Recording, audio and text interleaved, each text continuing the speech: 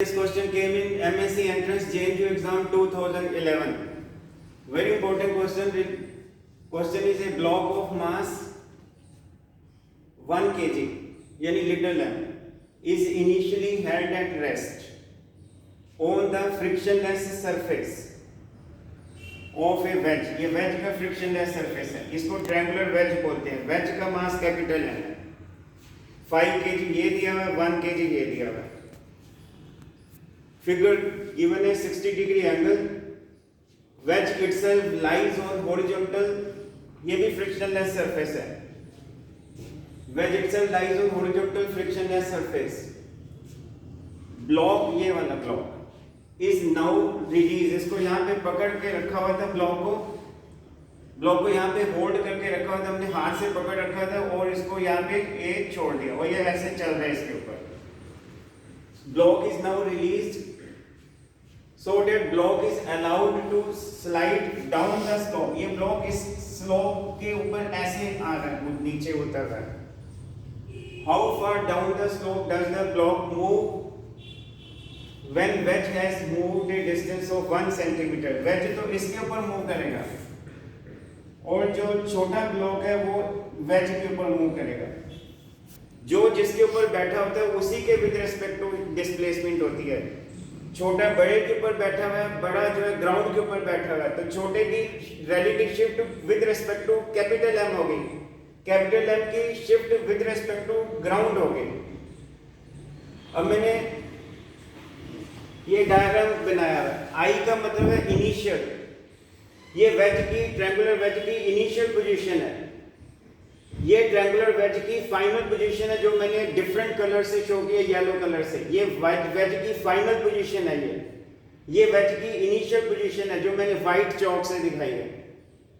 और ये ब्लॉक की इनिशियल पोजीशन है और ये ब्लॉक की फाइनल पोजीशन है. ये लिखा है फाइनल पोजीशन ऑफ ब्लॉक.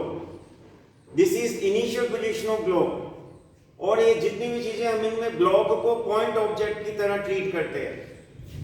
तो ब्लॉक जो जिसके ऊपर बैठा होता है उसी के with respect to relative shift है. तो छोटे ब्लॉक की डिस्प्लेसमेंट बड़े एम के विद रिस्पेक्ट टू होगी. छोटा एम ऐसे जा रहा है नीचे, एस रिलेटिव. क्वेश्चन में उसने ये पूछा है छोटा एम डाउन द स्लोप जा रहा है, तो एस रिलेटिव कितना होगा. ये एंगल मुझे दिया हुआ है, इसको बोलते हैं स्लोप ऑफ इंक्लाइंड प्लेन. ये एंगल थीटा है तो ये भी theta, alternate angles. S relative की टेल पे मैंने एक्सिस का पेयर बनाया. जिधर एंगल बनता है उधर कोस होता है. तो एस रिलेटिव इधर शिफ्ट कितनी होगी, एस रिलेटिव कोस थीटा. तो ब्लॉक की इनिशियल पोजीशन ये है और ब्लॉक की फाइनल पोजीशन ये है.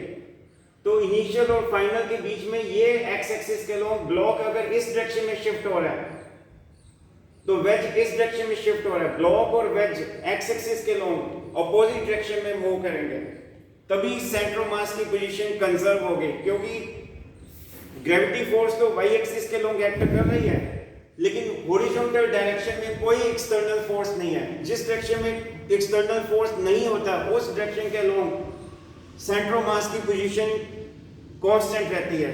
कंबाइंड सिस्टम की सेंटर ऑफ मास की पोजीशन चेंज नहीं होती.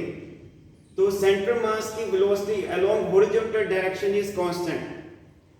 स्टूडेंट आप इस फिगर में देखिए थीटा, ये अगर मैं h बोल दूं तो साइन थीटा क्या होगा, परपेंडिकुलर और hypotenuse. Hypotenuse is as relative, cross multiply तो as suffix relative is h over sine theta. और x शिफ्ट देखिए, ब्लॉक जब यहां से आ गया तो x एक्सिस के लॉन्ग यहां से यहां, initial position of block final position of block के बीच में x के लॉन्ग कितना डिस्प्लेसमेंट है, s रिलेटिव cos थीटा. तो s रिलेटिव की value h over sin theta. cos और sin ट्रिग्नोमेट्री क्या कहते हैं, कोटेंजेंट थीटा.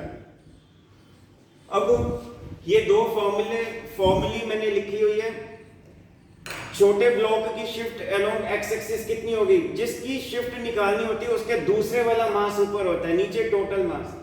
छोटे m की शिफ्ट निकालोगे तो ऊपर बड़े m की शिफ्ट निकालोगे तो ऊपर छोटा m. क्योंकि सेंटर मास कंबाइंड सिस्टम के सेंटर मास की पोजीशन रिटेन है, कांस्टेंट है, इसलिए ये है. और इनटू, क्योंकि मैंने x एक्सिस के लॉन्ग लिखा, क्यों लिखा मैंने, हॉरिजॉन्टल डायरेक्शन में एक्सटर्नल फोर्स 0 है. तो सेंटर मास की velocity along horizontal direction remains constant, इसलिए मैंने हॉरिजॉन्टल x लिखा। s suffix little m suffix x, तो इधर s रिलेटिव सफिक्स x और s सफिक्स रिलेटिव मेरे को क्वेश्चन में ये अननोन है, ये मुझे डिटरमाइन करना है।